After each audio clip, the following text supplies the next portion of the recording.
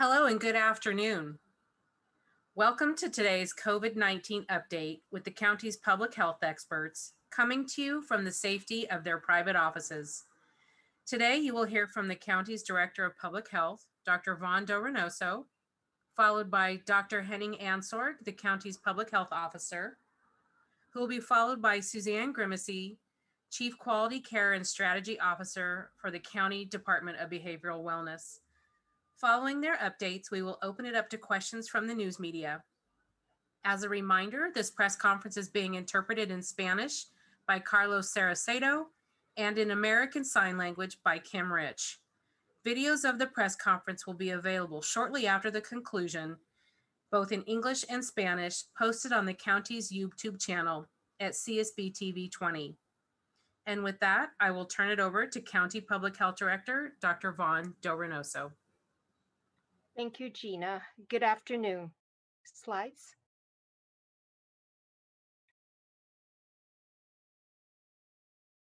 Great. I would like to begin our press briefing by acknowledging all of our partners in our COVID-19 vaccination efforts. Our public health department is not operating in a bubble or a silo. We are in constant communication with CDPH. Our team, our members, are on calls daily with our state counterparts to receive the latest guidance or changes. We are also in constant communication with our local health partners, our hospitals, our medical providers, our pharmacies, our community health centers, and have standing weekly or bi-weekly meetings to discuss vaccine implementations or issues and to remove barriers.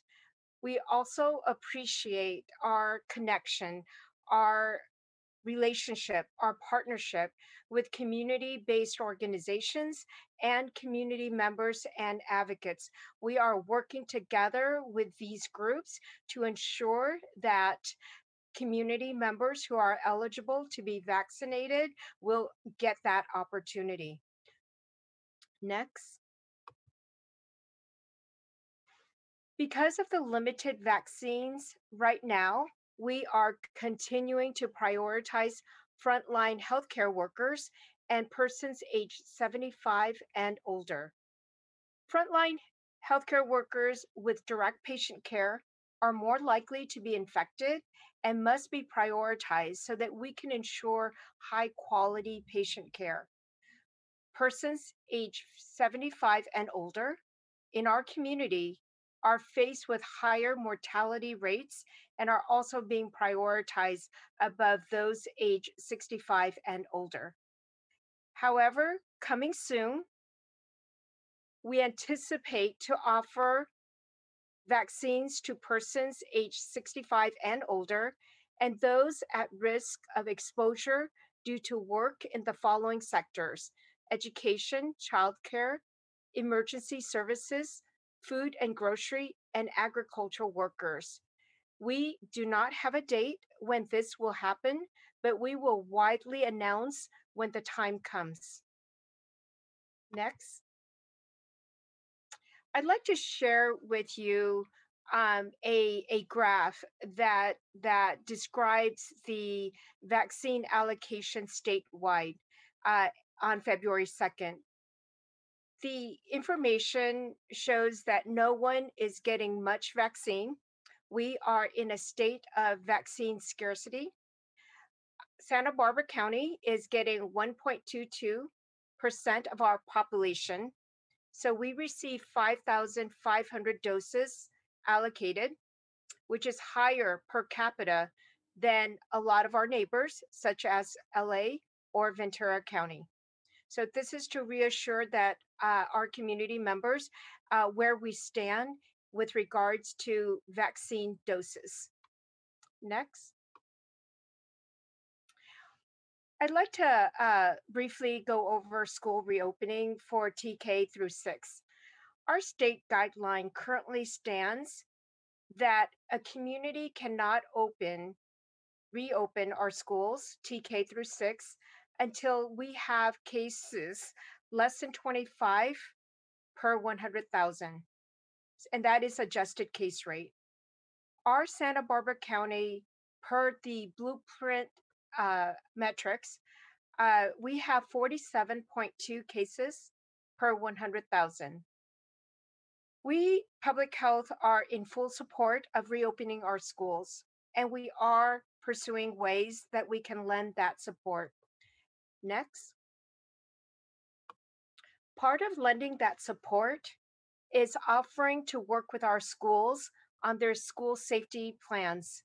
So, right now, we are providing technical assistance to Lompoc Unified School District, Buellton Unified School District, Santa Barbara Unified School District, Goleta Unified School District, Vista Del Mar Union School District, and Orchid Union School District.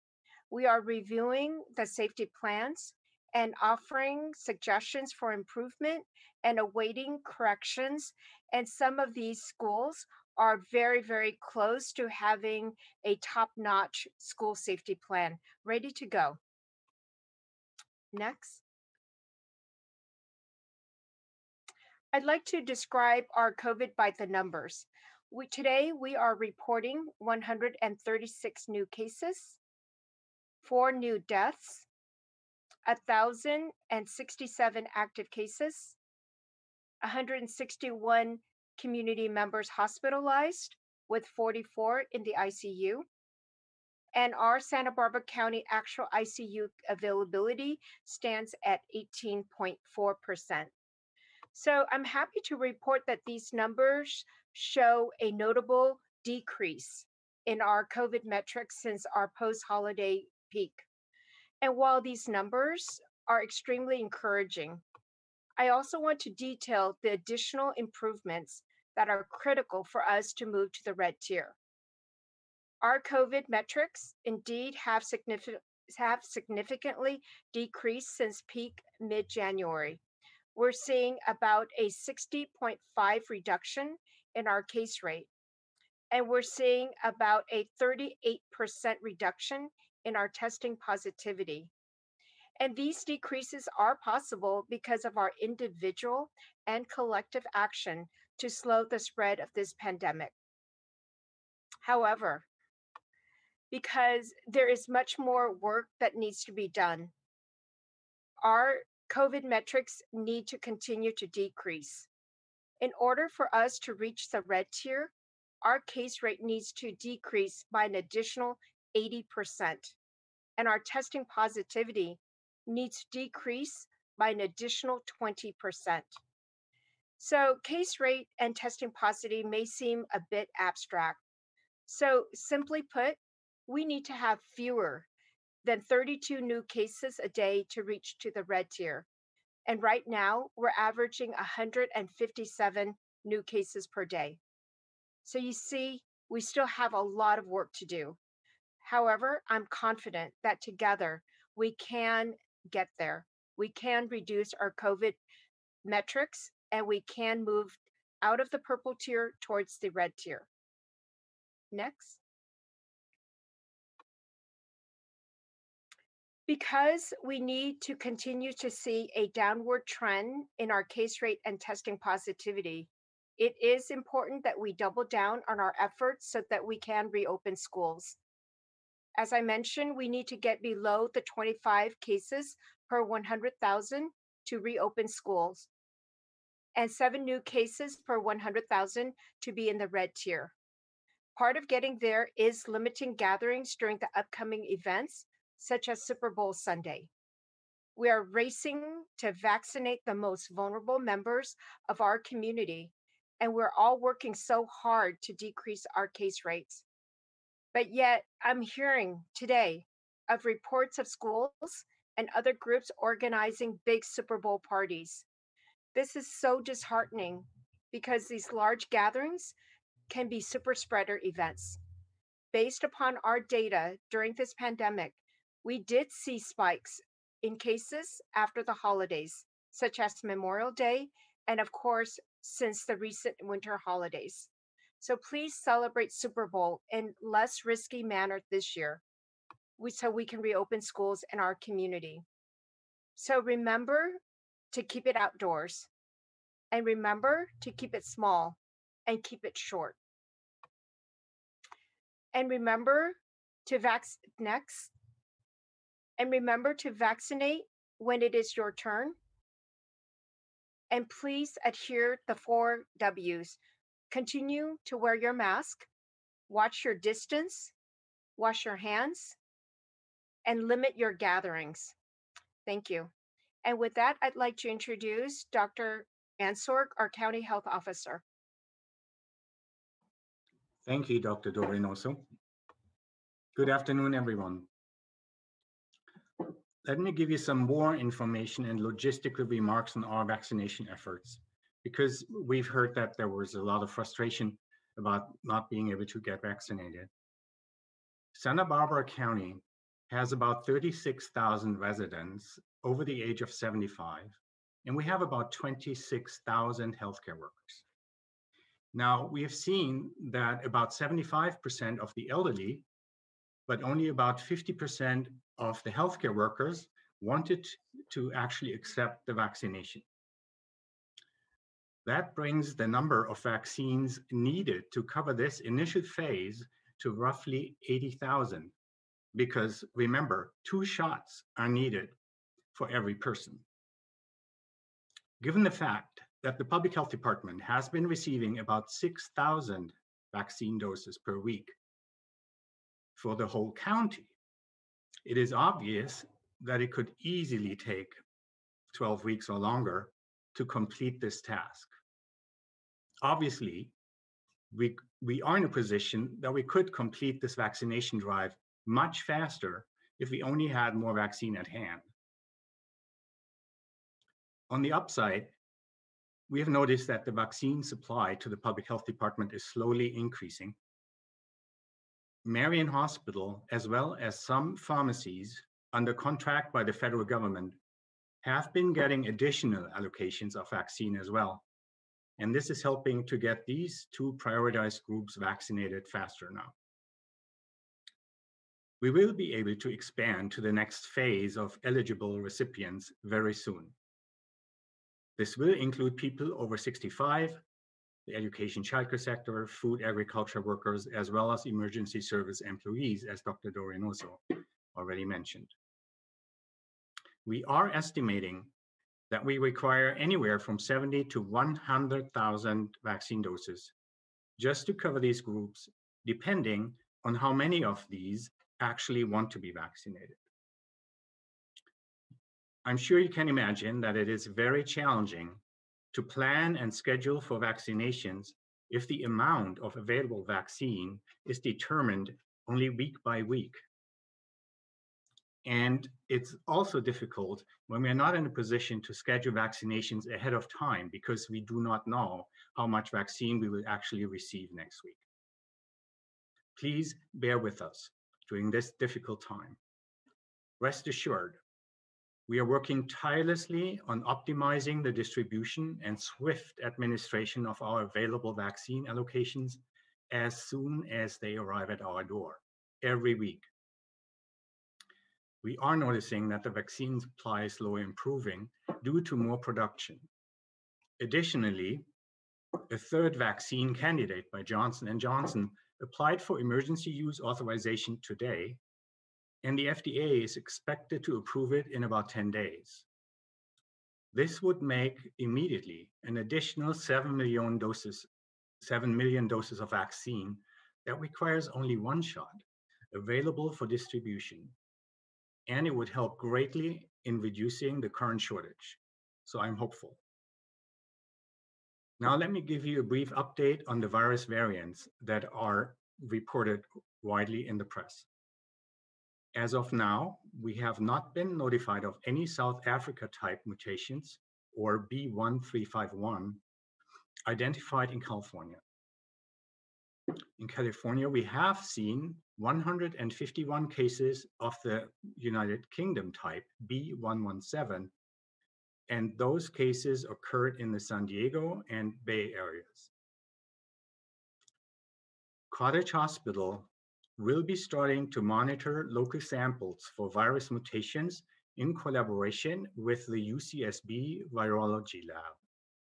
This will happen as early as next week. And it will give us valuable information on our local situation. I am very grateful for that collaboration. The best way to protect ourselves, however, from any version or mutation of this virus are the proven best practices of staying distanced physically and wearing masks. In particular, for this Super Bowl Sunday, let us make sure not to convert it into a super spreader Sunday. Please meet only in very small groups, only outdoors, while socially distanced and wearing masks. We do need to protect ourselves and others from this virus, which is mostly spread unknowingly from persons who do not look or feel ill, but they are already spreading the virus. That's what makes it so tricky. Please continue with these protective measures and stay safe. Thank you for your cooperation. Now let me introduce Suzanne Grimacy from Behavioral Wellness.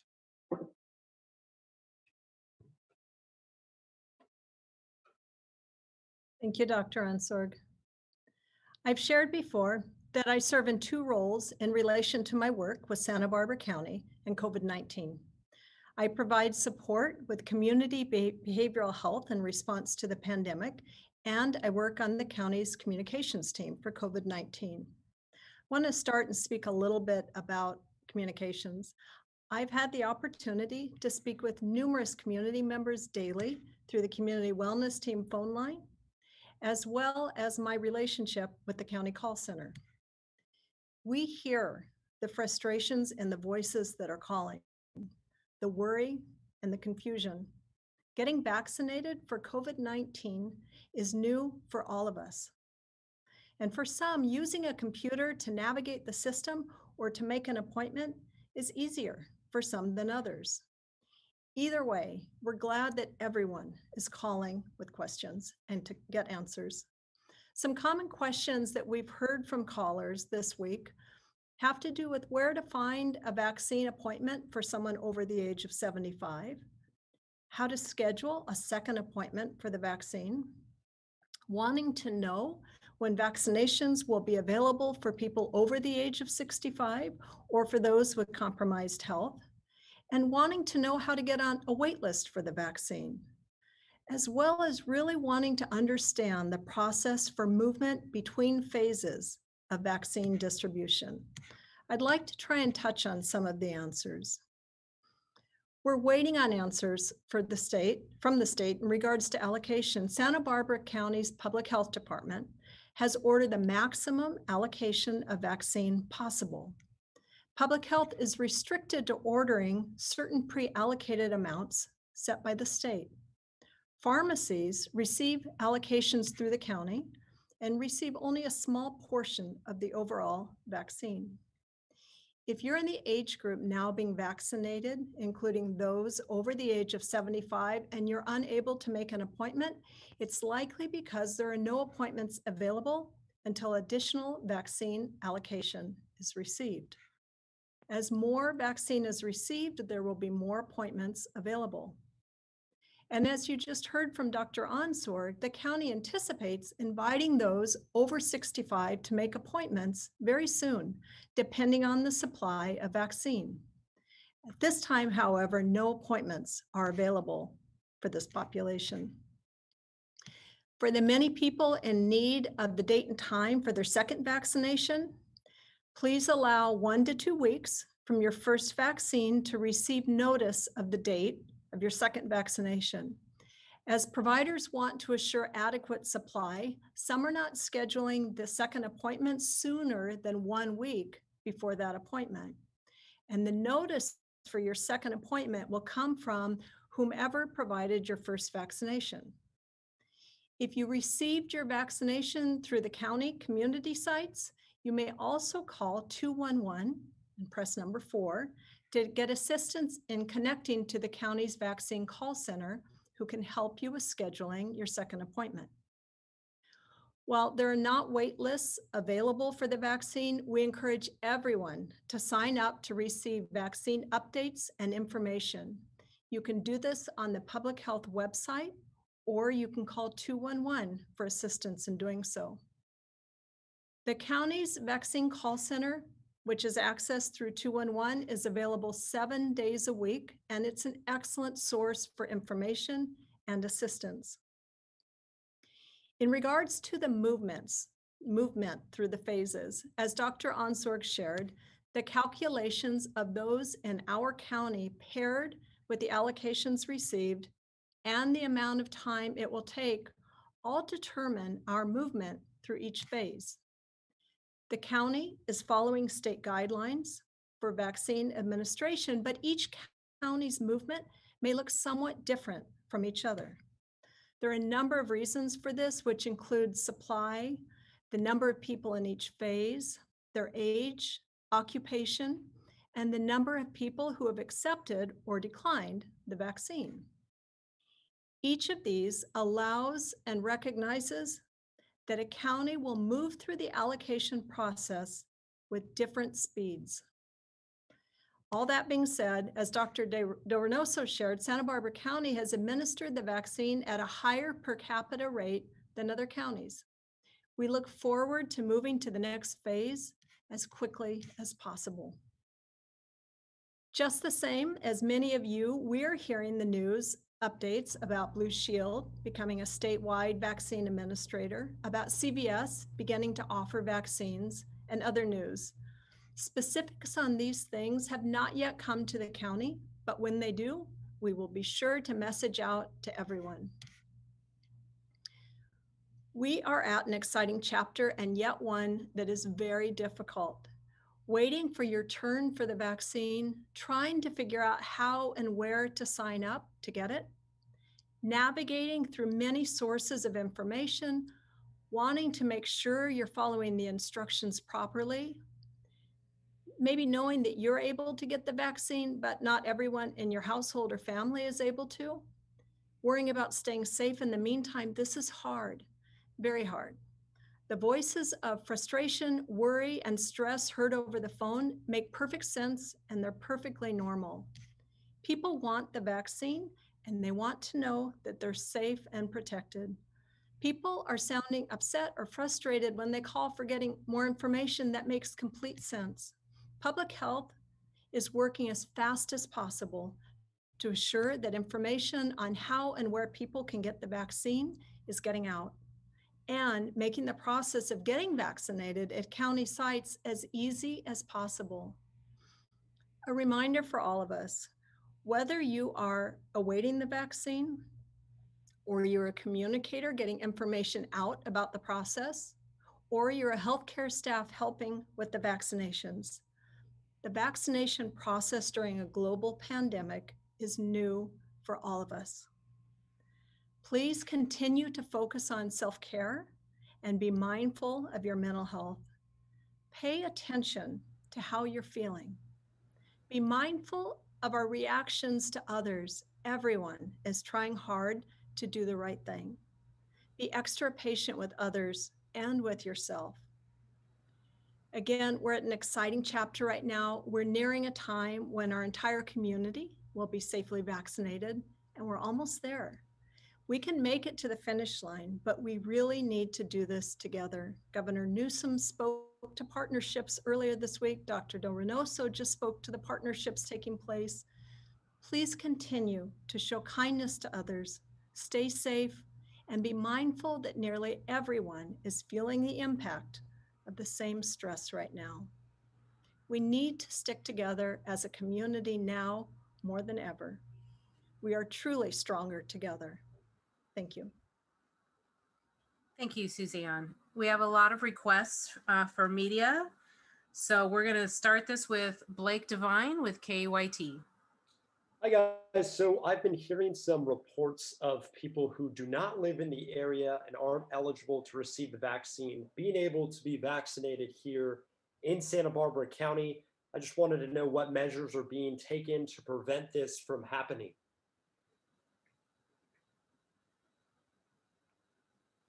Thank you, Blake, for that question. community members who live in Santa Barbara County and who are eligible can be vaccinated. And as well, people who live outside our county but work here in our county and are eligible in the eligible categories can be vaccinated as well. We have community members who are working in other counties and are getting their vaccines in other counties. And so there's a reciprocal respect for if you work here in our county, if you live here in our county, you can get vaccinated if you are eligible. And some of the reports I heard, it was just people that are retired, 75 and older, and then other people who put that they lived in Santa Barbara, even though they did not live in Santa Barbara. Santa Barbara County, sorry. We along with our partners do our best to verify the eligibility based on work and residency, and if there is a match with ID and residency, then we accept and we permit the vaccination. Thank you. And just talking about obviously the Super Bowl Sunday concerns, just with outdoor dining in LA in particular, you cannot watch with a TV screen. So there's going to be a good amount of tourists in LA this weekend. And my question is, will there be more enforcement to watch out for gatherings taking place outdoors at restaurants with TVs? So we began our prevention efforts, our education efforts by reaching out to all of our restaurants, bars, and wineries already. And we have communicated to all of our permit holders the expectations per our health officer order. And yes, our teams will be in various places throughout our county this weekend to offer that support, adherence to our local health officer orders. Going along with that, how critical is this weekend for people to behave and not gather, considering you say that our numbers continue to go down and we're moving in the right direction? Vice versa, if people were to gather, how much could we lose? How much of a detriment could it be if people were to gather this Sunday and cases were to rise yet again? And that is our worry. That is our exact worry, that unless we gather in and engage in less risky behavior, unless we gather outside and keep it short and keep it to a minimum of 3 household or less, I think that we are in danger of those super spreader events that we have experienced before, like during Memorial Day, like during Thanksgiving and other winter holidays. And so that is our worry. And but we have the confidence that our community members want to reopen schools, want us to move out of the purple tier so that we can resume some normalcy, and will partner with us on celebrating Super Bowl in a different way, in a much, much more tame way this year. And then a last question for me, would the public health department be willing to reopen public school districts without the governor's blessing? That's a great question. As a mom of an 11th grader, I fully support schools being returned, but I also understand the confines of the state guidelines. However, we are exploring creative ways of how we can support our schools to reopen, and more to come on that. Okay, thank you. Thank you, Blake. Next up, we're going to Brooke Holland with Newshawk. Hi, thank you. If the COVID situation is improving locally in terms of our positive case numbers, our daily numbers, why are we seeing such troubling death numbers in the last few days? I can speak to that. The hospitalization, the ICU numbers, and the deaths will always lag behind the actual case counts by about a month. So we are basically now seeing these high death rates from the winter holidays. Okay, thank you. And sort of switching topics, what sort of transportation services are available to vaccine appointment locations? Do we have any pickup or drop-off services started or are in the plans? I know from Cottage Hospital, who is running a large vaccination clinic for the public, that they are involving EasyLift and other transport providers to get people to their vaccination site. Okay, thank you. And if someone needs help signing up for a vaccine appointment, where should they start? The safest is to call 211, as Suzanne Grimsey mentioned, and they can do it over the phone. They will get assistance and somebody will help them. Okay, so when they call 211, they speak to someone on the other line. It's a live conversation. Yes, it's an actual live person, and I think it's option number 4 that gets them to set up or request an appointment. Mm-hmm. Okay, thank you. Thank you, Brooke. Next up, we are going to go to Nick Welsh with Santa Barbara Independent. Thank you very much. I got a couple of questions. I think, Dr. Answer, you said 50% of our healthcare workers have chosen to get the vaccine. That means 50% are not. That seems like a big number. Is there any explanation or light you can shed as to, from a public health safety standpoint, what you think about that and how concerned you are and why that is? How come so many are choosing not? Yeah, that's a very good question. And just to put it in perspective, what I mentioned with the average of 50%, that was just to get these large numbers of how many vaccines we actually will need. It varies really widely. We know from skilled nursing facilities, because we are in daily contact with them.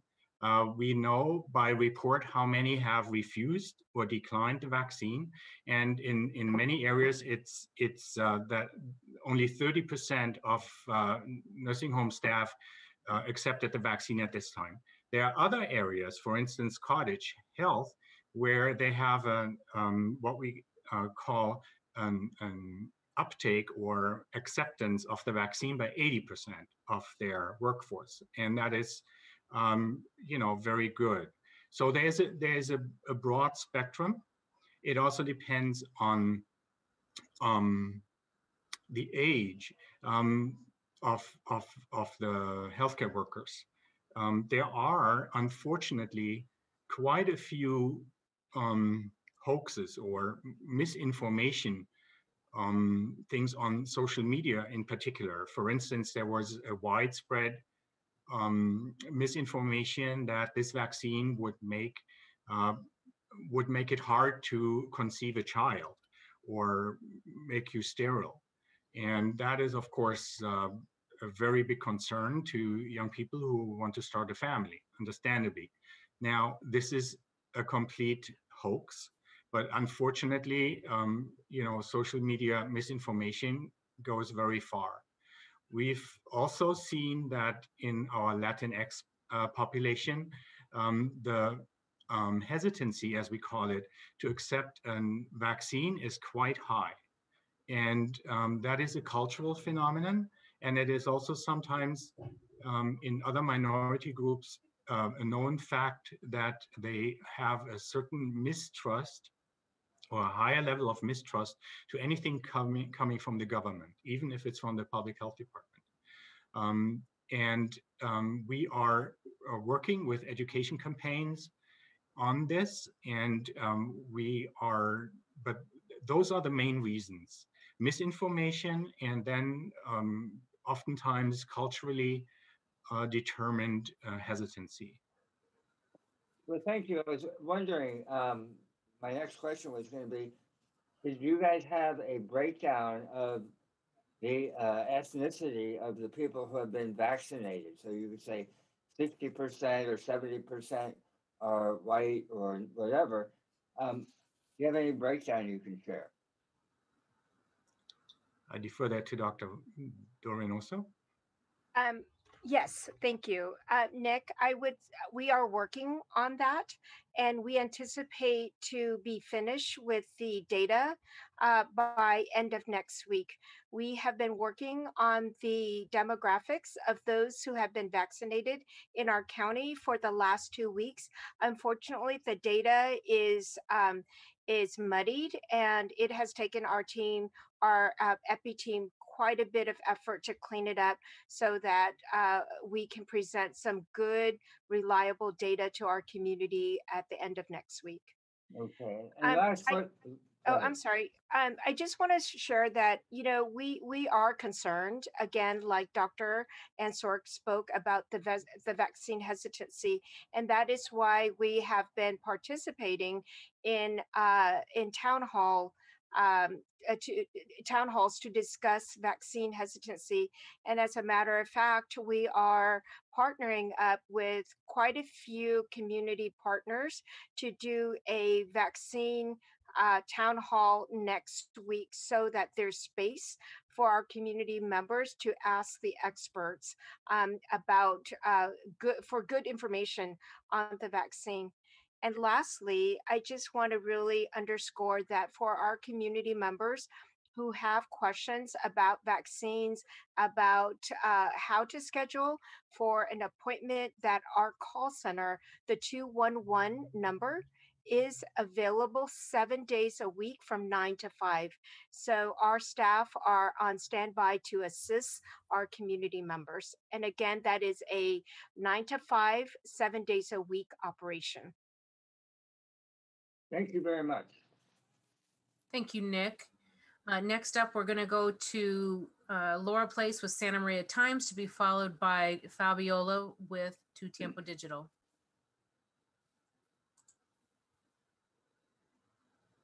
Go ahead, Laura.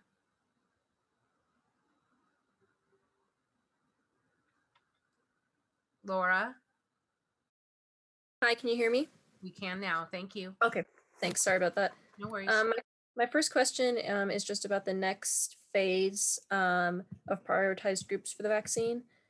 Is there any possibility right now of only those 65 and older being included in the next phase, and waiting until those people are largely vaccinated to then go to the other high-risk groups like teachers and farm workers? Or is the county right now planning to open it up simultaneously to all those groups? Plan is to open up this particular tier simultaneously. Okay. And do you have any idea of like the number of people total are included in that phase, kind of how you broke it down for healthcare workers and those 75 and up? I do. Give me a second. It's a large amount. It's a large amount of people. We are thinking, even if there's only a 60% acceptance of the vaccine, that we would need about 100,000 doses. So we anticipate a lot of people in this particular group. We are hoping that we are getting more vaccines and that it doesn't take even longer than this first phase that we are just about to finish. But it's a very big group in our county. Thank you. I don't have the exact numbers, but yeah,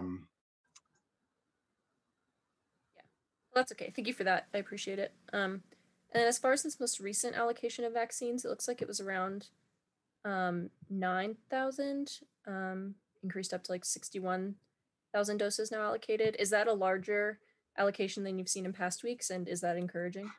yes, it is. And no, the extra doses were designated second doses for people who received their vaccine 3 to 4 weeks ago.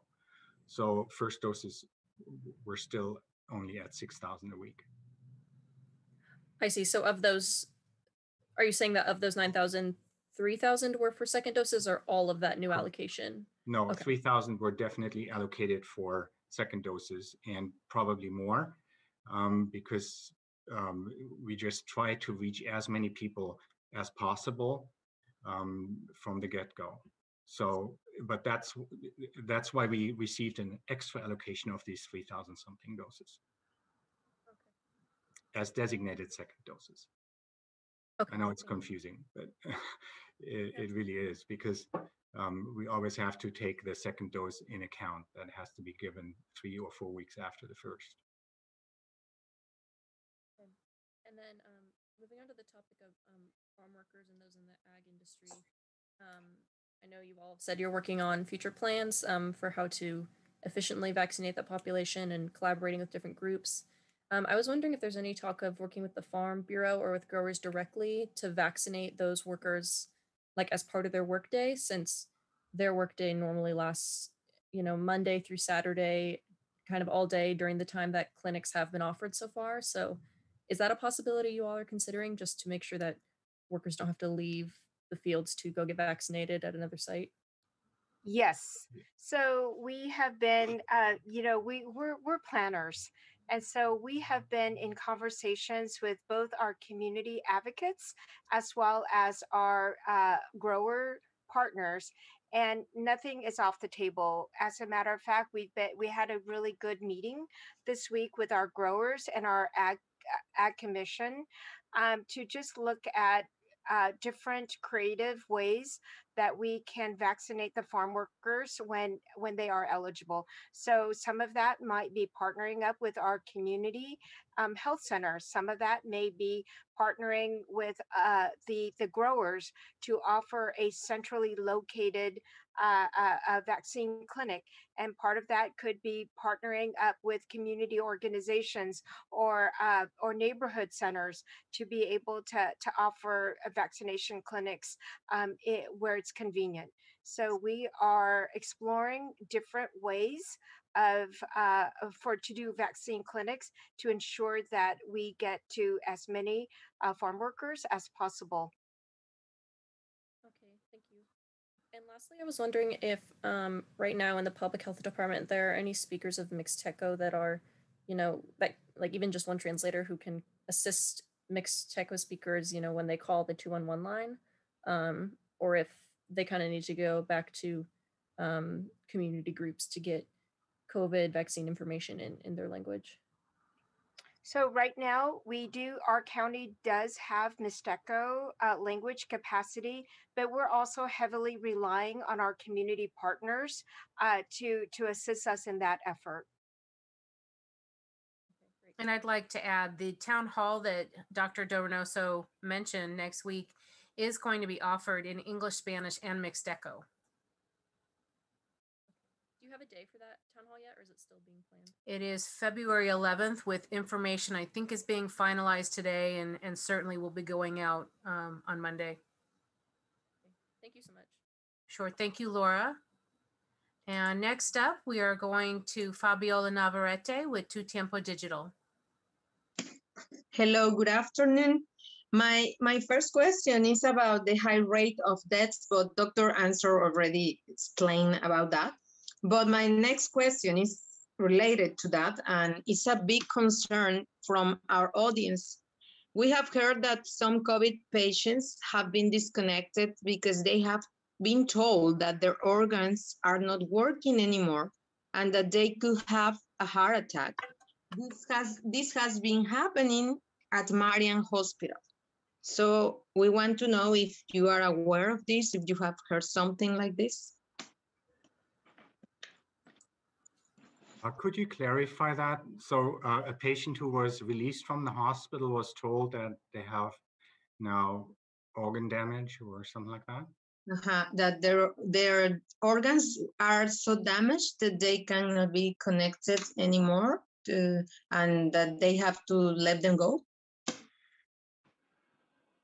That they cannot stay longer at the hospital, that's like the last thing they can do for them, and these people died, no?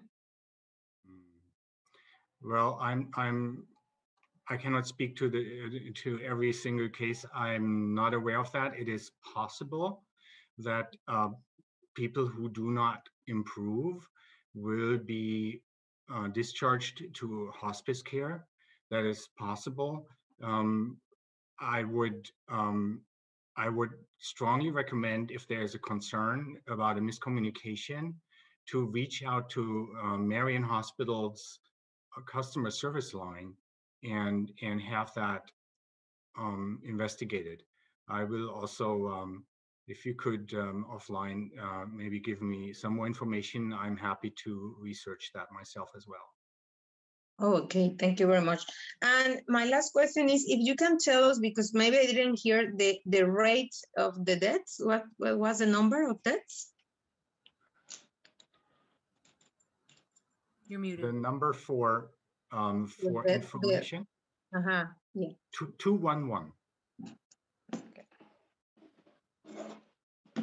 Okay, thank you very much. That's all. Thank you, Fabiola. And I think that Dr. De Reynoso, you wanted to add a few closing comments before I close us out? Yes, I just want to share some good news before we end our briefing. That the Santa Barbara Unified School District and the Buellton Unified School District, their safety plans have been approved by our team. So what this means is that they will be ready to open when our case rate falls below the 25 cases per 100,000. So that is good news for Santa Barbara Unified and Buellton. And we appreciate the opportunity to provide feedback and to assist them in their safety plans. Thank you. So I think with that concludes today's press conference. The next public health update is on Tuesday, February 9th to the County Board of Supervisors. That meeting begins at 9 a.m. Again, that's this coming Tuesday. You can watch the board meetings live on Cox Cable Channel 20, youtube.com at CSBTV20, and via the county website at countyofsb.org. The next press conference is Friday, February 12th at 4:30 p.m. For more information and links to the county's public health data dashboard, vaccine information, frequently asked questions, informational videos, and much more, go to publichealthsbc.org. And as has been mentioned, you can also call 211, select option 4 for information or to be connected to the county's call center. Callers outside the 805 area code may call toll-free to 800-400-1572 and reach the same call center. And as always, remember to wear your face coverings and stay at least 6 feet away from others. Wash your hands thoroughly and often. Don't touch your face and please disinfect surfaces. And if you feel sick, stay home and isolate yourself. Call your doctor or clinic and follow their medical advice. So we are wishing everyone a safe and healthy weekend. And as a reminder, public health officials are urging the community to avoid gathering this weekend, lest we have Super Bowl become a super spreader. We thank you so much for your ongoing patience and diligence to slow the spread. And with that, we wish everyone a good night and a happy and safe weekend. Thank you so much. We will see you all next week.